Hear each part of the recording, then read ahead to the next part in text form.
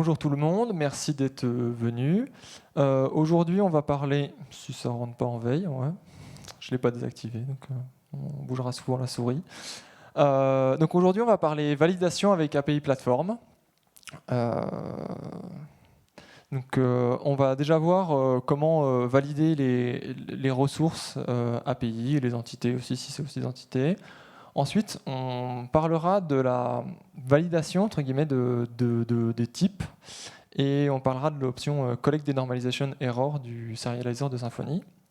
Et ensuite, on parlera de JSON Schema et de comment on peut utiliser cette spec pour valider la requête qui arrive sur nos API. Je me présente, je suis Thibaut Arnoux, je suis lead dev chez letiol.coop et je suis aussi contributeur occasionnel à API Platform et Symfony. Ça, c'est quand je pense à terminer mes PR que j'ai en cours. Letiol, donc on est une ESN experte en e-commerce, PHP, JS, Cloud. On est les créateurs et les mainteneurs d'API Platform. On est surtout une coopérative, donc on est 100% détenu par les salariés. Et quand il y a des prises de décision, on vote tout ça ensemble sur le principe une personne égale une voix. Alors, je l'ai dit, on va parler du coup de comment on valide nos ressources API. Par défaut, API Platform met à notre disposition une interface, Validator Interface, qui est appelée dans le Validator Listener si on utilise l'API REST, dans le Validate Stage avec l'API GraphQL, pour API Platform avant la 3.2. Après la 3.2, ça va changer un petit peu, ça sera appelé par un Validate Provider, et si vous voulez en savoir plus, il faut aller voir la conf d'Antoine Bluchet, juste après manger. Voilà, je fais un petit peu de teasing. Et on a cette interface et par défaut, API Platform nous propose une implémentation avec le validateur de Symfony. Donc, cette intégration, elle est déjà active si vous avez installé le projet avec Flex, qui est la plupart des cas, la plupart du temps le cas. Sinon, il faut utiliser Composer, Require, Symfony Validator et configurer en suivant la doc. Et ensuite, ça, si vous avez déjà utilisé le Symfony Validator dans des projets qui ne sont pas forcément des projets API Platform, c'est comme d'habitude. On met des insertions sur nos propriétés, nos objets PHP, VTSBN, Note blanc, enfin voilà, là on a une ressource livre et donc on va mettre différentes insertions. On peut créer des contraintes personnalisées. Là, dans l'exemple, ça serait pour une réduction où on veut limiter le montant de la réduction en fonction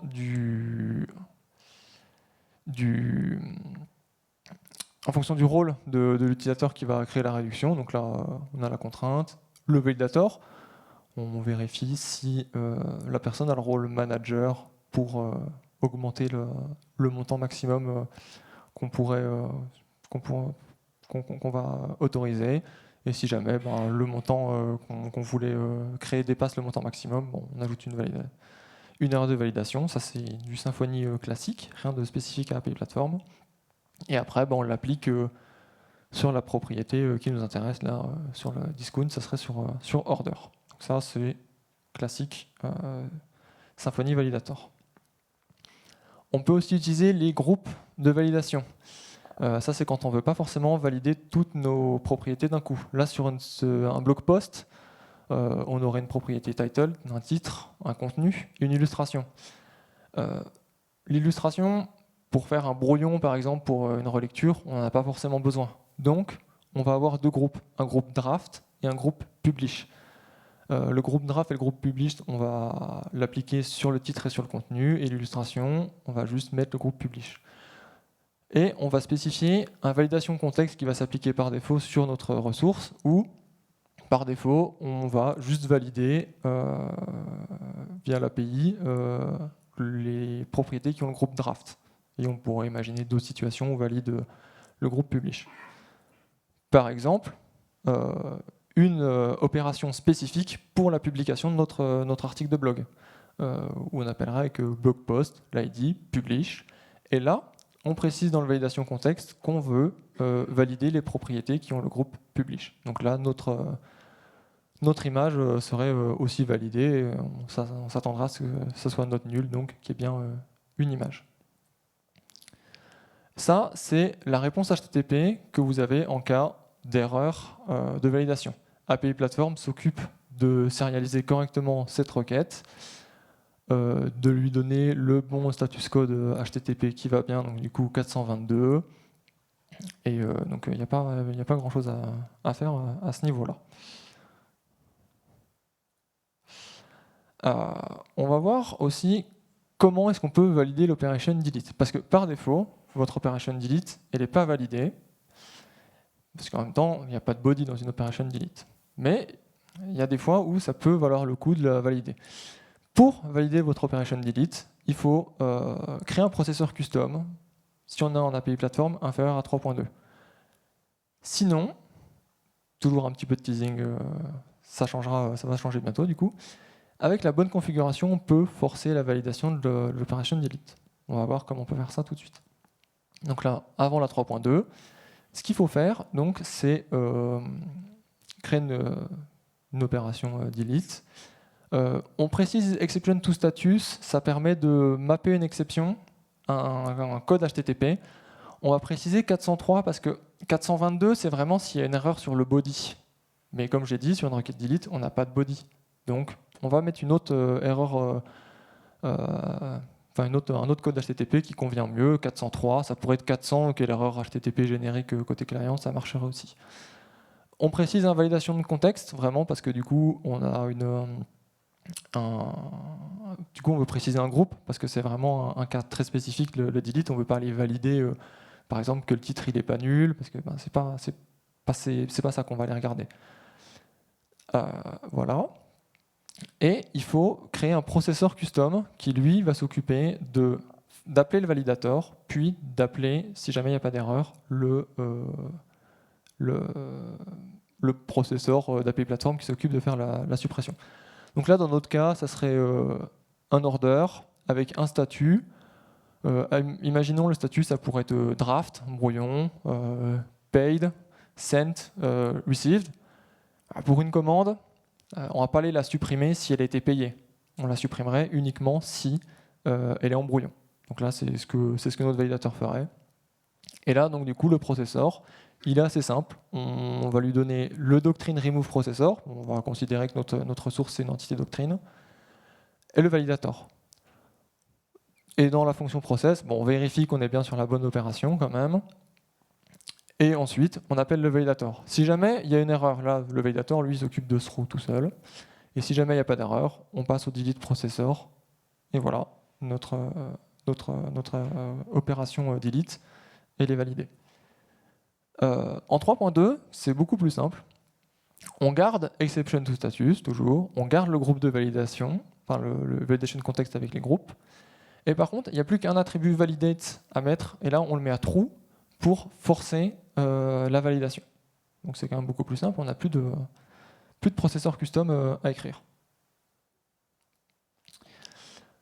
Pour que ça marche, par contre, du coup, quand on sera en 3.2, mais ça, vous aurez plus de détails toujours sur la conf d'Antoine, il faut juste désactiver les entity listeners. Par défaut, on ne valide pas la donnée dans un contrôleur custom. Ouais. C'est quelque chose qu'il faut faire attention. Déjà, de base, c'est déconseillé pour tout un tas de raisons, mais ça, c'est une des raisons. Évitez d'utiliser des contrôleurs custom. Et si jamais vous avez en utilisé, la validation, c'est à vous de la faire. API Platform ne s'en occupe pas. Maintenant, je ne sais pas si vous vous rappelez, il y a une époque, on écrivait du PHP comme ça. Il n'y avait pas de type. C'était de la docblock. Et pour avoir les types, pour être sûr qu'on ne mette pas un mauvais type, on ajoutait des assert type. Maintenant, on n'a plus besoin. On peut directement mettre des types. Et du coup, qu'est-ce qui se passe si on nous passe un mauvais type? Un PHP va s'en occuper, on va avoir une erreur. Bon, on va peut-être pas forcément avoir une erreur s'il y a un mauvais type qui était passé, en tout cas pas une fatale. Comment est-ce qu'on peut faire?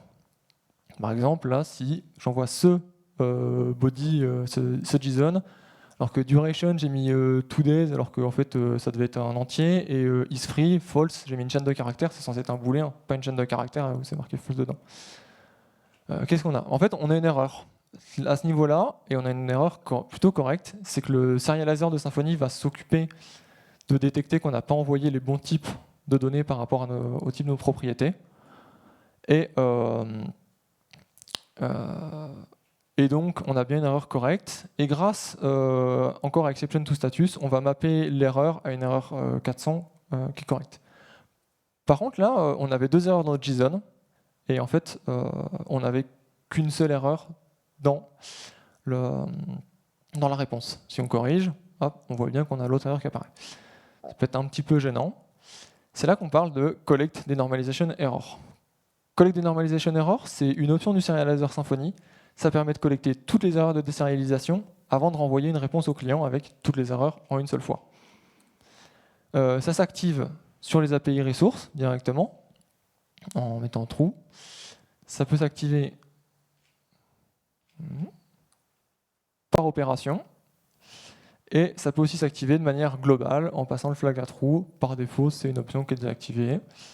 Mais vous pouvez l'activer du coup de manière globale dans votre fichier de config API plateforme. Et du coup, ça nous donne cette réponse HTTP.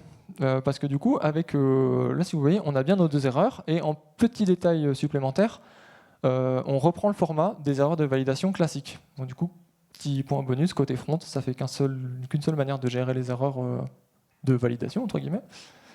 Donc c'est plutôt sympa aussi. Maintenant, on va parler de JSON Schema, parce que là, on a validé après la désérialisation, donc on désérialise, c'est quand même un processus un peu lourd de désérialiser des entités.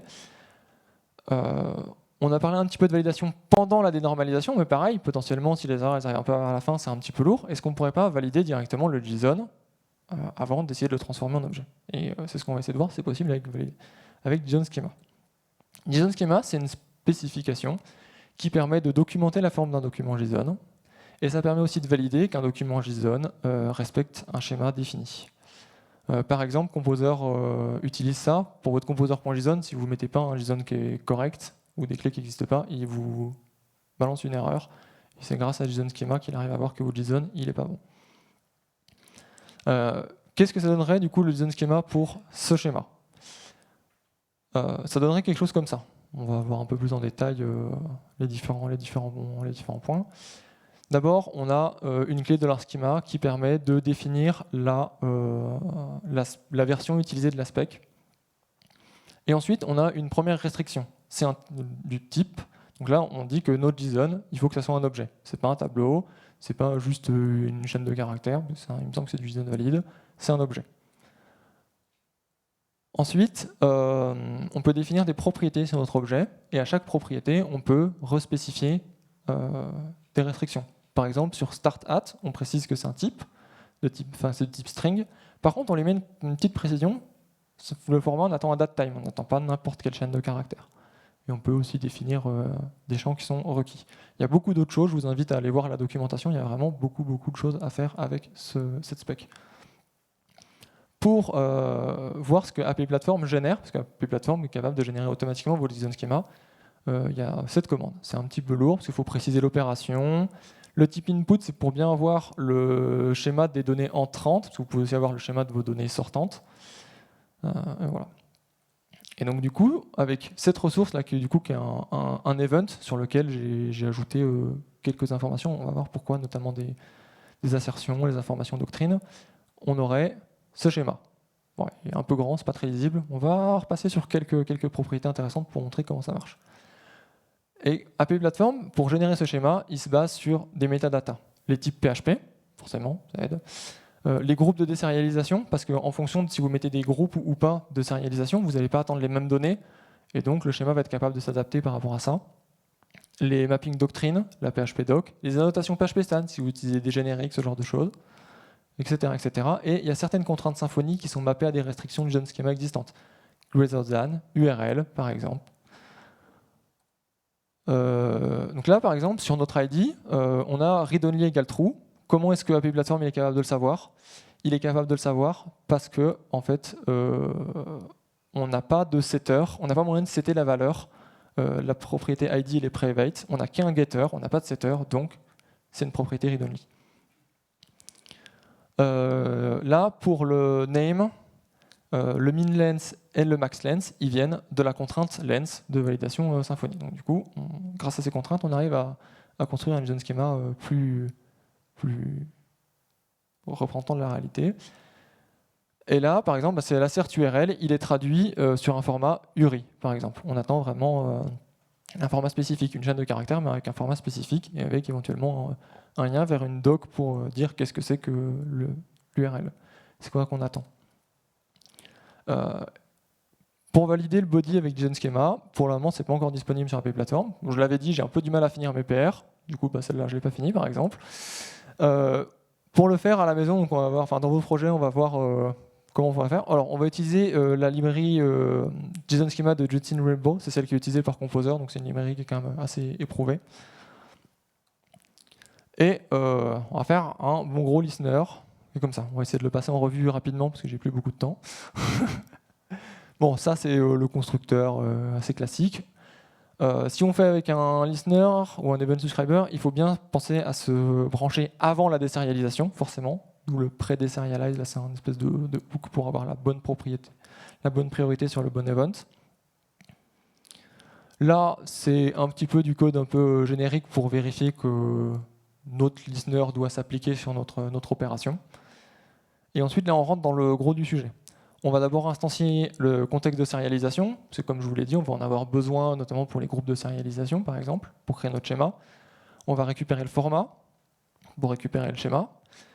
On désérialise pas. On décode quand même la donnée avec le décodeur. Ça pourrait être avec un simple JSON décode aussi, ça marche. Donc du coup, c'est bien, c'est que c'est quand même beaucoup plus rapide que de désérialiser la donnée. Et ensuite, on construit notre schéma en lui passant notre source class, le format, le type input et notre opération. Ensuite, on instancie le validator du coup de la lib JSON schema. Et là, il s'occupe de valider pour nous par rapport en lui passant le schéma qu'on a construit juste avant. Il va s'occuper de valider que la donnée entrante respecte ce qu'on avait défini dans le schéma.